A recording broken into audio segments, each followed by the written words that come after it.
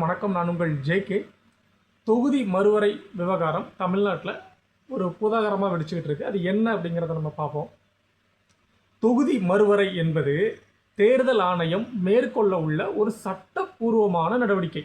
இந்த நடவடிக்கைக்கு தமிழ்நாட்டில் ஒரு எதிர்ப்பு கிளம்பி இருக்கு. யாரெல்லாம் இதுக்கு எதிராக இருக்காங்க அப்படின்னா திமுக, காங்கிரஸ், மார்க்சிஸ்ட் கம்யூனிஸ்ட் கட்சி, இந்திய கம்யூனிஸ்ட் கட்சி, அப்புறம் இந்திய யூனியன் முஸ்லீம் லீக் மற்றும் சில கட்சிகள் இதுக்கு எதிர்ப்பாக இருக்காங்க.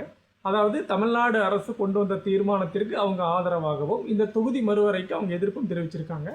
யாரெல்லாம் ஆதரிக்கிறாங்க அப்படின்னா அதிமுக, பாஜக உள்ளிட்ட கட்சிகள் இந்த தொகுதி மறுவரையை ஆதரிக்கிறாங்க. இதில் தேமுதிக தன்னுடைய நிலைப்பாடை தெரிவிக்கலை. அதாவது தமிழ்நாடு அரசு கொண்டு வந்த அந்த தீர்மானத்தின் மீது எந்த நடவடிக்கையும் தேமுதிக சார்பில் தீர்மானமாக கொடுக்கப்படலை. ஓகே, முதல்ல இந்த தொகுதி மறுவரை என்பது தேர்தல் ஆணையம் மேற்கொள்ள உள்ள ஒரு சட்டப்பூர்வமான நடவடிக்கை.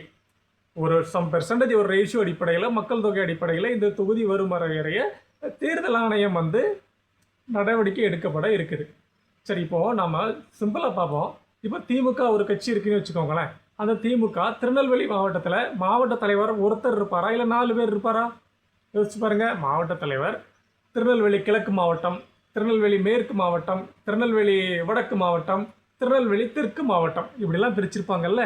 இதே போல தான் ஒரு மாவட்டம் இந்த மாதிரி தொகுதி மறுவரை வந்தால் அங்குள்ள மக்கள் தொகை அடிப்படையில் அது பிரிக்கப்படும். இப்போ தமிழ்நாடு மக்கள் தொகையை சரியான விகிதத்தில் கட்டுப்படுத்துறதுனால இதில் பிரச்சனைகள் வரும் அப்படிங்கிறத சொல்கிறாங்க. அதாவது மற்ற மாநிலங்கள் மக்கள் தொகை அதிகம் இருப்பதாகவும் அதனால் அவங்களுக்கு அதிகமான பலன்கள் கிடைக்கிறதாகவும் வாய்ப்பு இருக்கிறதா சொல்கிறாங்க.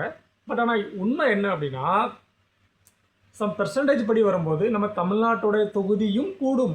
ஸோ அதனால் கூடுதலாக ஒரு எம்பி வருவார். அந்த மக்களுக்கு ஏற்ற மாதிரி ஒரு பிரதிநிதித்துவம் நிச்சயமாக கிடைக்கும். இதில் ஒரு விஷயம் என்ன அப்படின்னா, திருமாவளவன் அவர்கள் ஒரு விஷயத்த சொல்லியிருந்தாங்க. என்ன அப்படின்னா, அமெரிக்காவில் கிட்டத்தட்ட 50-75 வருஷமாக இந்த தொகுதி மறுவரை பண்ணலை அப்படிங்கிற மாதிரி சொல்லியிருக்காங்க.